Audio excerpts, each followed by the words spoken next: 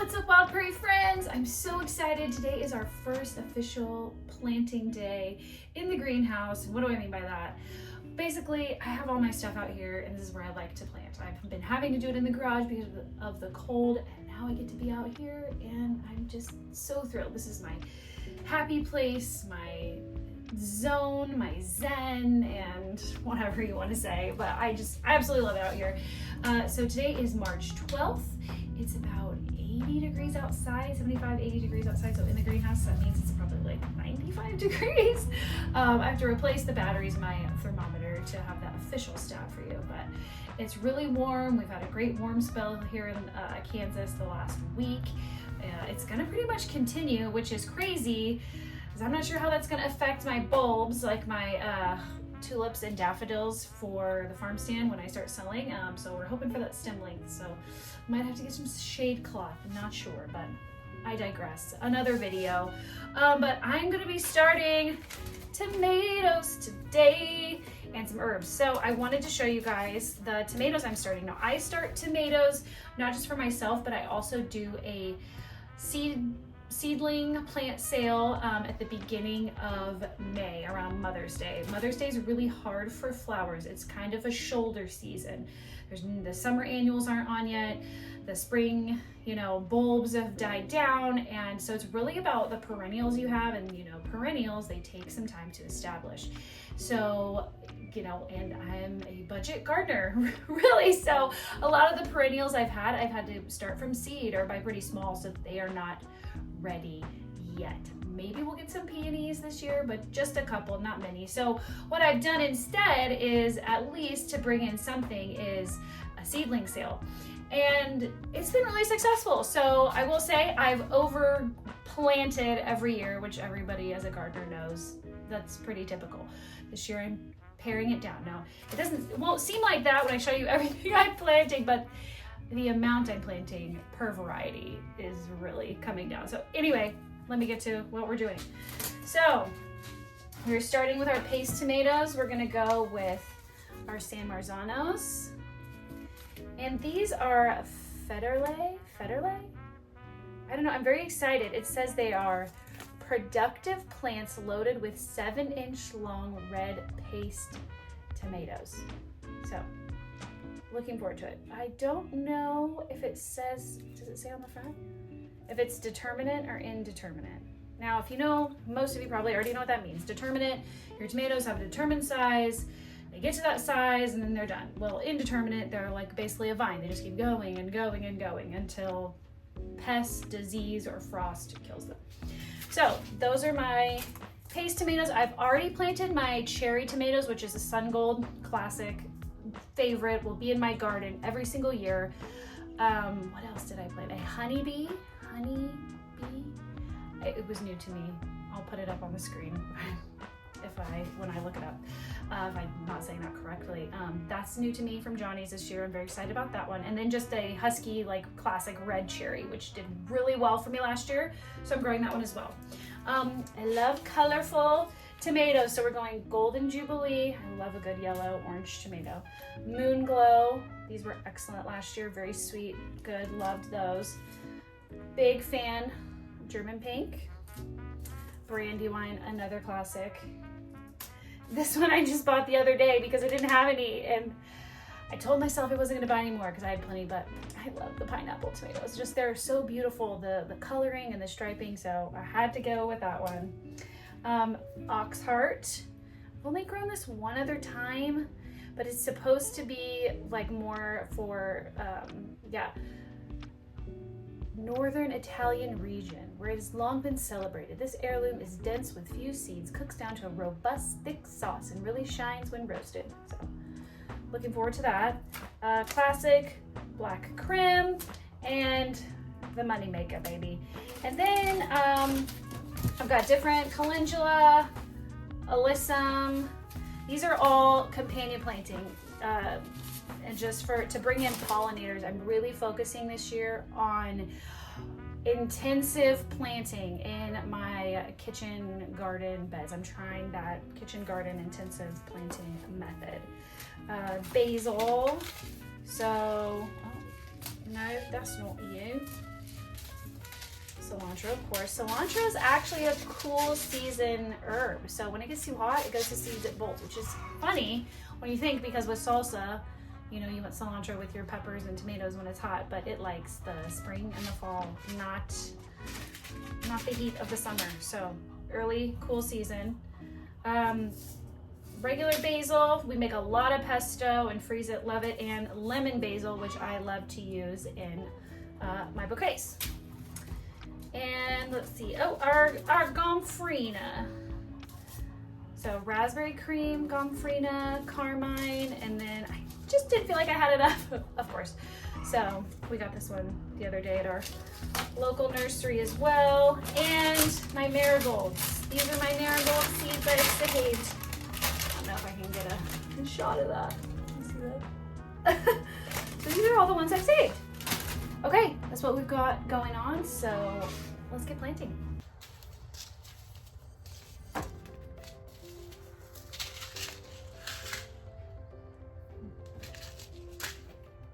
Oh my gosh, it's hot and it's bright. Hello. Literally feels like July inside of this greenhouse. Oh my God, it's hot. It feels like July in this greenhouse. It's crazy. Oh my gosh, it's crazy. Okay, well, we shall plant now. We shall. Well, I'll fill the trays now. Fill what I can. Potting soil feels good. Feels cool. Okay.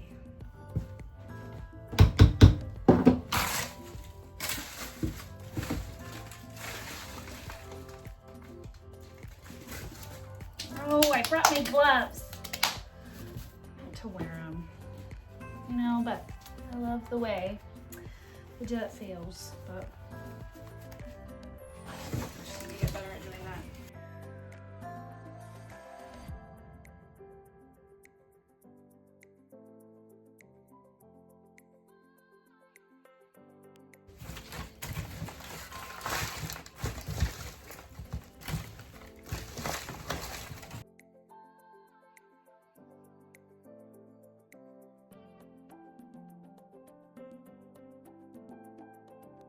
Okay, so most of the plants are in the 72 cell trays, and I'll up pot them. What I'm going to do, because the up potting last year of the marigolds and basil, I did not like. Felt like it was kind of difficult. So these didn't come in time, but because the basil and the marigolds are for the plant sale, I am going to do them in little 4-packs. So, and what I'm doing this year is basically just gonna, I'll do 1 tray of basil, 1 tray of marigolds, and then I'll probably plant my own. I always end up planting whatever I don't sell, but since I'm scaling back, I'm not really sure what I'm gonna sell or how much I'm gonna have, you know, because I do grow every year, but still, like, I was over planting way too much, so I had to throw a lot of babies away. And I don't like that. Oh, hiding her.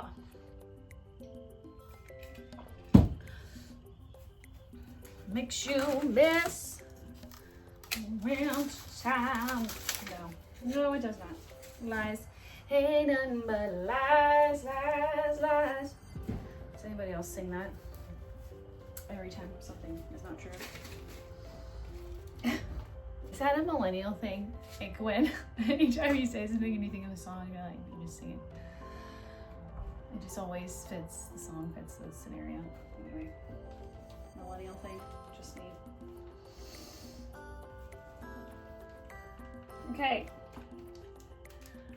here we go. Here's our little 4 cell packs, because honestly, nobody buys a single marigold. Nobody. What just fell on my foot? I hope it was dirt.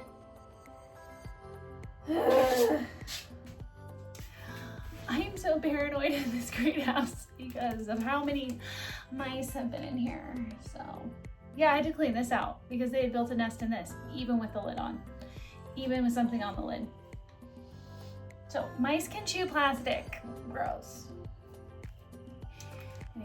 Anyway, so I'm doing 4-packs of the basil and marigolds because nobody just buys one basil. Nobody buys just one marigold, especially when you put them around your tomatoes. They're a great companion, they enhance the flavor, and you just need a lot. Honestly, per like one veggie plant, you need it surrounded by like 5 companions to help it grow, basically, and protect it and whatever. So that's why we do the 4-packs. And if you notice, if you ever buy basil at the store, there's always multiple seeds and multiple plants because they just, I really don't know how they do it, but clearly they've sowed quite a bit of seeds, and you just take it all apart, and those are each individual plants. So that's why I do it this way. So I'll probably do like a couple seeds in each as well. The greenhouse is also like my potting shed and my storage unit, so that's why it's kind of a mess. I don't have a hangout greenhouse. It's more for function.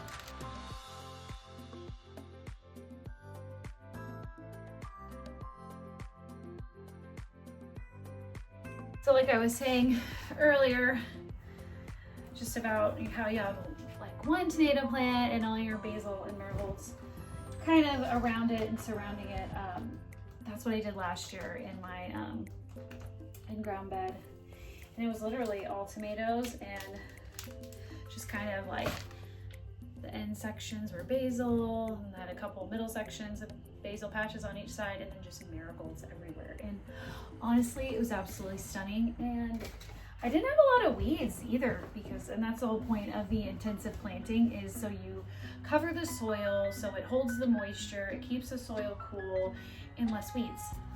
So it's kind of what the method we're going for, and I'm going to keep doing that and trying that with flowers, with veggies, like herbs, all of it. How close can we get it together? As close as possible. No bare soil. No soil wasted. Okay, so let's see, we've got 2, 4, 6, 8, 10, 12 4-packs fit in a tray. Honestly, I think that's gonna be okay. For the basil, I might do 2 of the marigolds. With the basil and the marigolds, I will 100% plant whatever does not get sold, so that's okay. We will not throw any of those away. Okay, I've got all my trays filled. The next thing is to label them. So I've kind of placed the seed packets on each tray, and kind of what you see here is I'll have to label it on this side, because we're doing 3 rows, 3 rows, 2 rows, 2 rows, 2 rows, 2, 2, 2. So we're multiple varieties per tray. And I'll probably have to label it on each side in case I flip the trays on accident. I'm known to do that. And this will be for basil.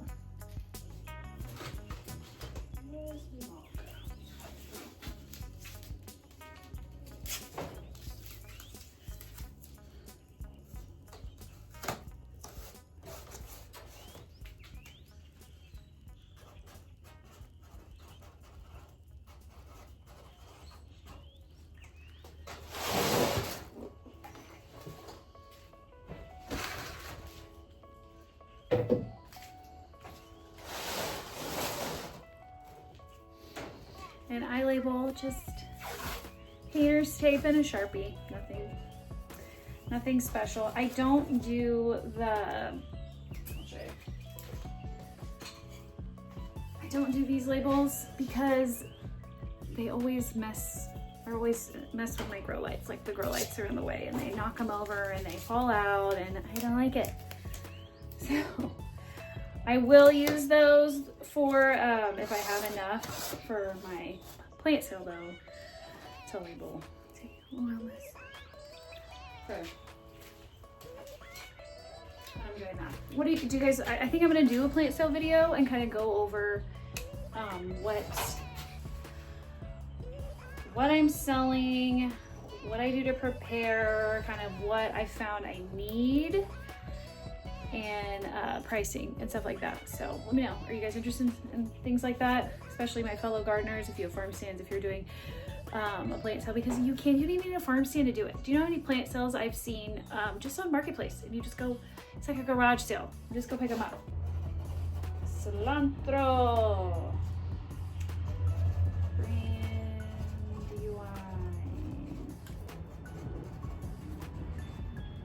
Oxheart.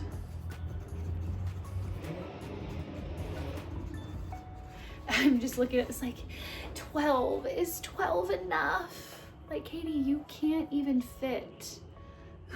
Even if like 6 sold of everyone, like, I don't think I could fit 6, 12, 18, 24, 36. I don't even know that I could fit 36 tomatoes in my garden. I mean, let's be honest, I'd figure it out. I know, I always do, but anyway, but I'm like, is this enough? I just, people talk about chicken math, plant math, like tomato math. No, that's a thing. I think it's just like a garden thing. You can never, not even a garden, but like just a garden and the chickens that go along with the garden, and I like it just flowers, veggies. There's always the next pretty variety, the next cool one you haven't tried and you want to try, and it's just it's not done till it's overdone, you know? And I will tell you, I do not just use like paste tomatoes and things like that for like salsa or sauces. Like I use everything. I use it all. You just kind of got to squeeze out the juice, but you can do it. It's possible. Here we go. All prettied up. All ready to go. On to the next. Labels. Done. Okay. Let's do this.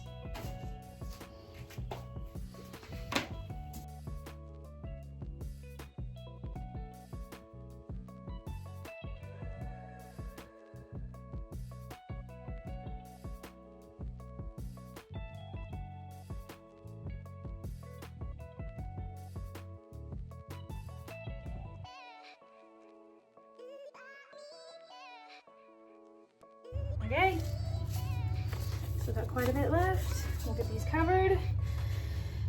I'll probably water everything in. Make sure I'm done planting, and yeah.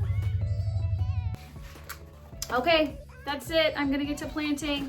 I'm gonna knock these out before the babies wake up. I'll see you in the next one. Keep going, keep growing. See you later, friends.